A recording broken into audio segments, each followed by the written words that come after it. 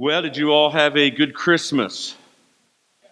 That wasn't very convincing. So, did you have a good Christmas? I'm still not totally convinced, but maybe by the end of this. It was kind of interesting as I was preparing this teaching this week, and it's called, you see the title, An Invitation to Celebrate. I thought, man, this is like, could be a challenge because historically, the Sunday after Christmas, everybody's kind of like, you've had too much sugar. You're coming down off of that. You've had too much festivity. And then here we're going to try to talk about celebration. And then as I was preparing, I was thinking, and the Buckeyes play probably won't get done until midnight. And if there's any Buckeye fans, A, they're going to be tired. And B, there's a chance they could be grumpy if things don't turn out the way it's supposed to. And so here I am going to talk about celebration. So we had much to celebrate in our house. One of the things we celebrated in our house is Christy and I, the last few years, taken over a tradition from Christy's sister and mom of having an open house after Christmas Eve for some family and for people who just don't have anywhere to go Christmas Eve or may not have family nearby. And so Christy and I started writing down names of people on Sunday. I'll back up a little bit. We each had been inviting people when we would hear that they didn't have anywhere to go for Christmas, and we invited family. And so it wasn't until last weekend that her and I wrote down everybody we had invited, and we had like 53 people on the list. And our house is small. Like the first floor is 880 square feet type small. And so it was like clean the basement, get that set up. I think I had almost 22 chairs in the basement. Clean the living room, move chairs, put in folding chairs everywhere. Clean the garage as best I could. Get a kerosene heater. Put a fire pit outside for overflow, on Christmas Eve night. And so, it was like, try to make it all work. And when that day was done, when Christmas Eve was done, we celebrated because we got everybody in the house. I think we had 41 or 42 that ended up showing up. But like when it was done, I was celebrating Christy. Great job. She just worked so hard to make all of that happen. And we celebrated with the kids. Like, good job. Thanks for everybody pitching in, making this happen. We had much to celebrate. It was good news that we could fit everybody into our house, and it wasn't too annoying. I hope not, anyway.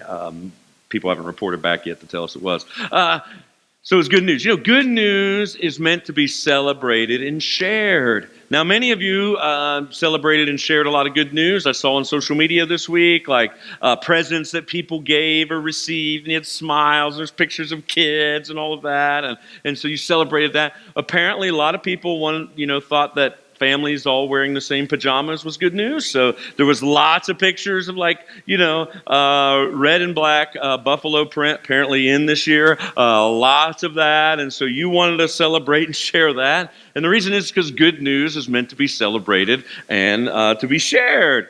So we saw lots of those kind of pictures of celebration. I got to hang out with my cousin Dwight, who was in from out of town for a couple days, Dwight and Anna, and took them downtown to Lancaster, and we are going to have lunch. So we walked around. I was telling them about lunch. And I don't know if you've ever noticed this about like restaurants, but like when you find restaurants you like or certain items, you share that. So I was like, yeah, man, the salmon tacos at Downtown Bistro are really good. The pulled pork barbecue at Bob's is good. I started sharing about Cherry Street and the things they had, not quite downtown, obviously, but further out. And Gypsy Joe's ice cream, which was really good. Butter pecan is just a standby, great to go for.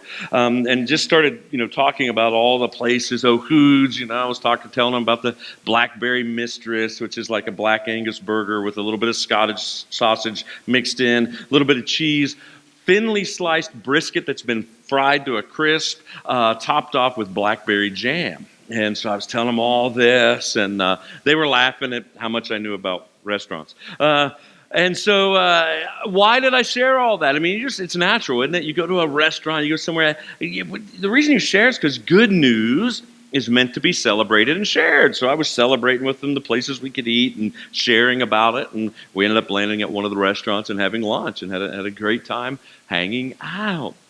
Over the last month or two, there's been quite a few babies born here at the Vineyard, and birth announcements are big news, right? And so people will share that. Here's Johnny and Jess and their twin girls and Levi, and The only reason I brought that picture up was to get the reaction I just got. Oh, yeah. And so, but we've had, like 3 families in the church who've had babies this last month, and it's been so fun to look at social media, and they're sharing pictures and sharing birth announcements and all. Why? Because good news is meant to be celebrated and shared. Now, we've been trying to live that out over this last fall. We did this thing called 100 and 100, starting September 23rd, where we challenged people to share their story of God, with 100 people over 100 days, and that actually ends on the 31st, so it ends this week. The 100 days is up. And so, as I was thinking about that wrapping up, and as well as Advent wrapping up, and the invitation series wrapping up, I thought, we need to do some celebration. And celebration needs to be built into what we do, but it also needs to be, it's built into the Christmas story itself. In fact, if you turn to Luke chapter 2, you will see this point that I'm trying to make, that good news is meant to be celebrated and shared. It's built right into the fabric of the story. So Luke chapter 2, verse 8, the beginning of Luke 2, we hear that there's Caesar Augustus is ruling. He's the emperor. And then we find out that Quirinius is the governor of Syria. In the beginning of the chapter, we follow Joseph and a very, very pregnant Mary to Bethlehem. There's no room at the inn. They stay in a stable. The baby Jesus is born in the stable, placed in a manger, swaddling clothes. And then we come across these shepherds. And shepherds in their society were like the lowest on the totem pole. They were kind of, when it came to sheep and the sheep intermingling, they had a reputation of adopting your sheep without you knowing it. So they didn't have a great reputation. They were seen as very common peasants who were kind of at the bottom of the socioeconomic scale, and yet they're going to get this birth announcement. It's amazing because birth announcements back then, and what we know about birth announcements is this whole framework of Luke 2 is set up like royal birth announcements back in that day. Like when Caesar Augustus, we have his birth announcement when he was born, and it's set up almost the same way using some of the same language. And what's funny is this birth announcement is of the King of Kings, yet it's not going to another royal person. In fact, the royalty, Caesar Augustus, Quirinius, governor, they only appear in the chapter just to give us a point of reference on time of when the story took place. They're kind of like, the people who should have been in the know aren't.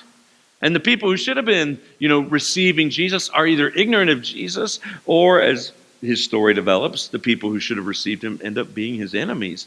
Here we see God coming to the common person and giving this birth announcement. Take a look at it. Luke chapter 2, verses 8 through 14. Let's look it up here. And there were shepherds living out in the fields nearby, keeping watch over their flocks at night. An angel of the Lord appeared to them, and the glory of the Lord shone around them. They were terrified. But the angel said to them, "Don't be afraid. I bring you good news that will cause great joy for all the people. Today in the town of David, a Savior has been born to you. He's Messiah the Lord. This will be a sign to you. You'll find a baby wrapped in clothes and lying in a manger." Suddenly, a great company of the heavenly hosts appeared with the angel, praising God and saying, "Glory to God in the highest heaven, on earth peace to those on whom his favor rests." There's built right into the story of celebration. The angel comes and gives the birth announcement. This announcement, again, is not to royalty, it's to common people. And because of that, this idea that God's peace has come, his Savior has come, Messiah has come. He's not just come for the exclusive people. He's not just come for the people at the very, very top. He's come for everybody. This phrase even, peace on earth on whom his favor rests. The point is, his favor is resting on everybody now. Like he's come for the whole world. He's not just for the uppity ups and for the well-connected. He's not just for the religious types. He's not even just for the Jews who've been so patiently waiting for his arrival. He's for everybody. And this is great news. This is good news. He says today, which is a favorite word of Luke. Luke uses the word today and now a lot through his gospel as a word. It's a signal that God's heavenly kingdom is breaking in now.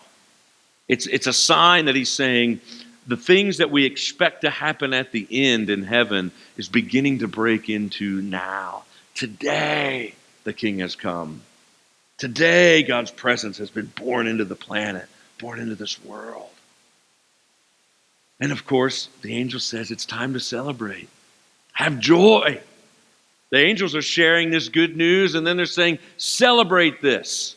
And so they do. Why? Because good news is meant to be celebrated and shared.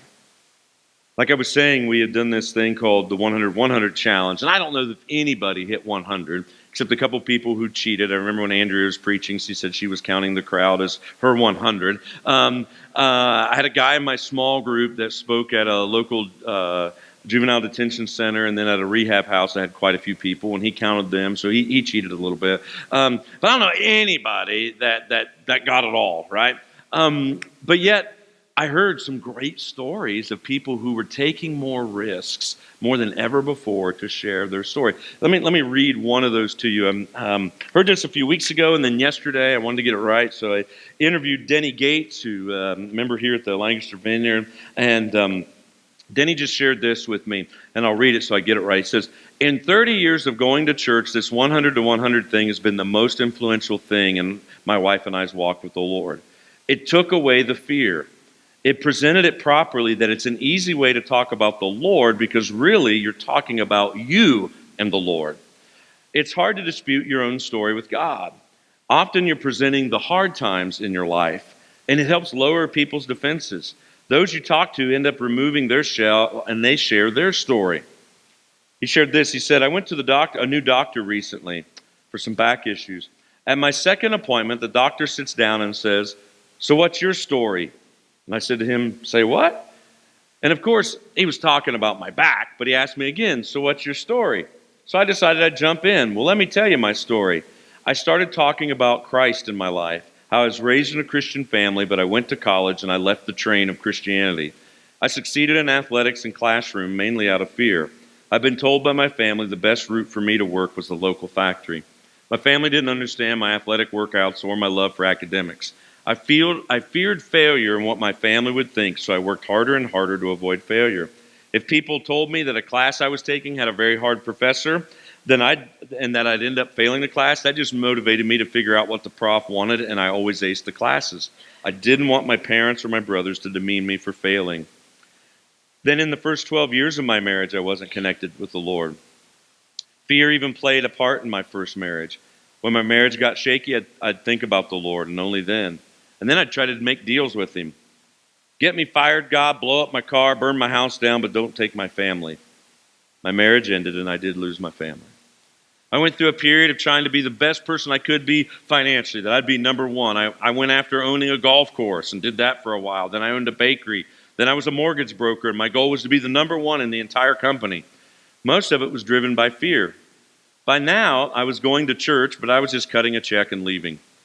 Then I met Carol, my wife, and my faith became more personal. I was more involved at church, which opened up sharing my story, and during that time, Christianity went from going to church to having a personal relationship with Jesus.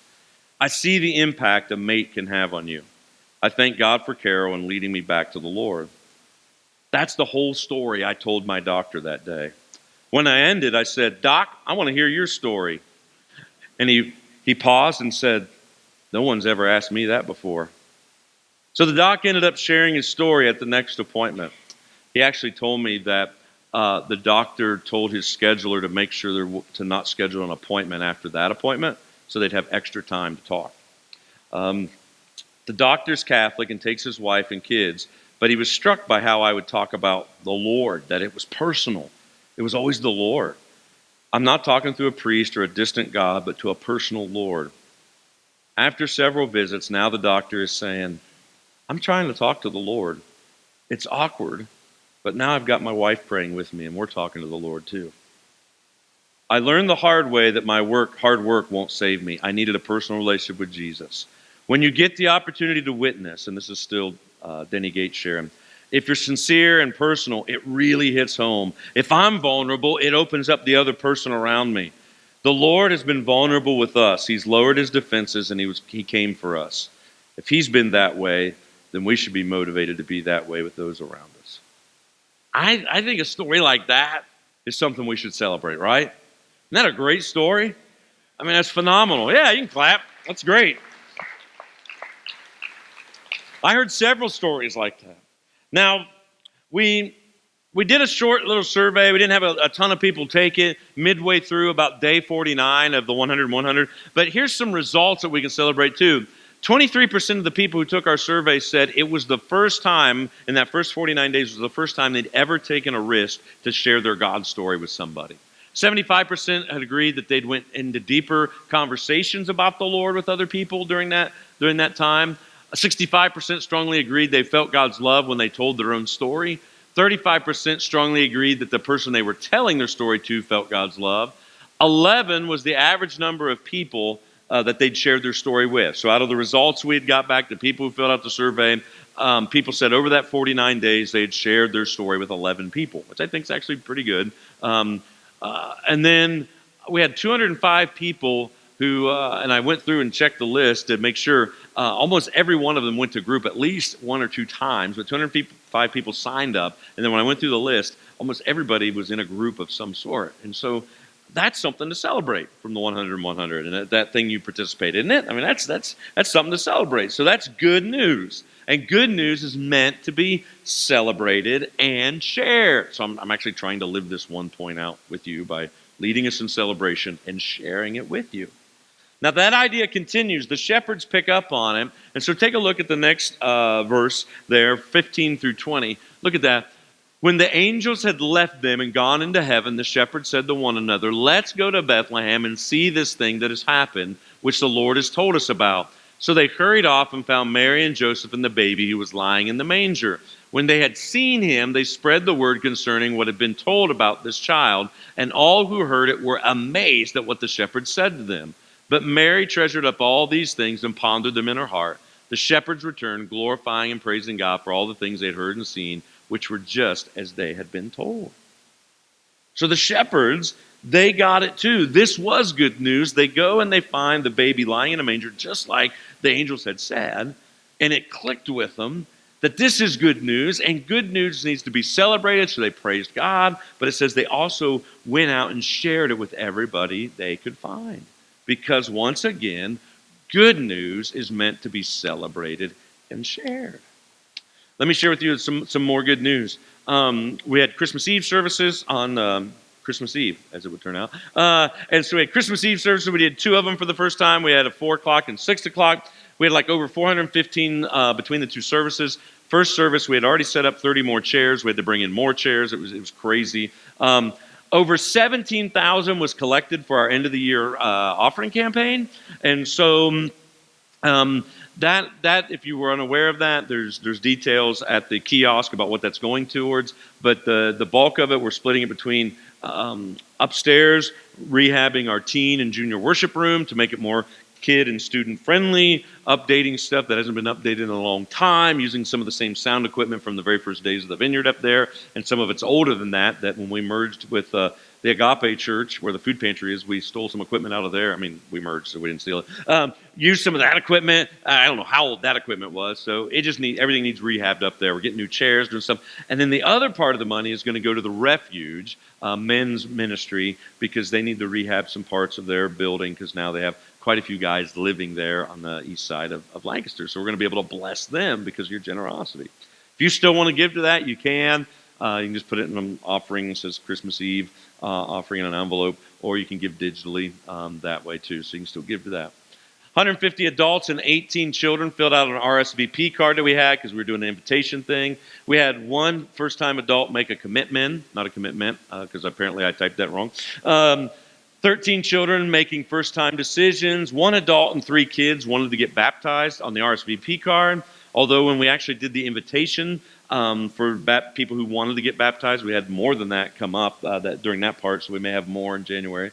19 adult recommitments. 93 wanted to read their Bible and pray daily. 69 wanted to quit fearing some specific things they wrote down. 80 said yes to trusting God for specific items in their lives. And 22 said yes to serving somewhere in the church. That's good stuff, right? That's worth celebrating. So you can celebrate if you want. I don't know how you want to celebrate. That's a good way. Yeah, yeah, you can do that.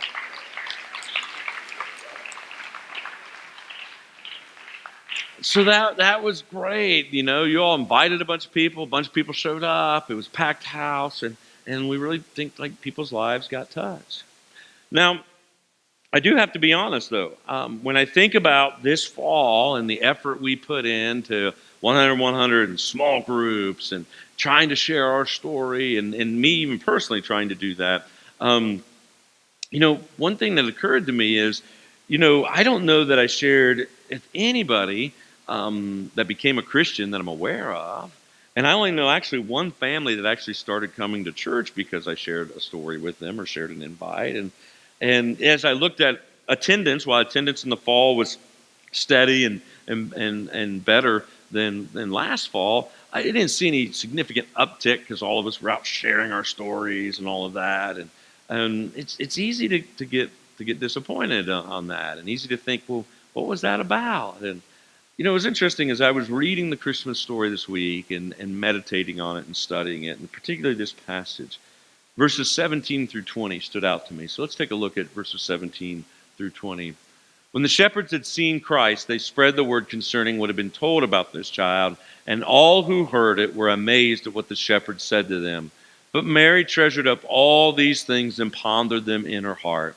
The shepherds returned, glorifying and praising God for all the things they'd heard and seen, which were just as they had been told them. It's interesting if you study this passage. There's a word that'll stand. Two words actually stand out. One is the word amazement. This word gets used throughout the book of Luke. It's neither positive or negative. It's just amazement. And oftentimes when something supernatural happens, the crowds respond with amazement. It is not equal to faith. It's neither positive nor negative. It's just a reaction of, wow, that was cool. But that's it. There's nothing else past that. Now, faith can happen as a result of that later. But in Luke's gospel, lots of people are amazed who don't end up putting faith into Jesus. It's just amazement. My hope is that as we have shared our story with people, or prayed with them, as some of us I know we're out doing as a way of sharing our story, my prayer is that people were amazed, that there was a touch, that they did sense that God was there, but it doesn't necessarily mean they've come to faith. They're just amazed. The other word that stands out to me in this passage is the word pondered. Mary wasn't just amazed. Mary didn't just have a emotional reaction to all that was happening, although I'm sure she had one. But that didn't stop there. There was more depth to her reaction. And her reaction was, I need to ponder this. I need to contemplate this. I need to let it percolate a little more to decide what all this means. And we know from reading her story, like when Jesus had his ministry, there was times she seemed to understand, and then there was other times she didn't seem to understand. Eventually, she totally gets it at the cross, and we find her in Acts, and she gets it then. But she needed time to ponder and to percolate.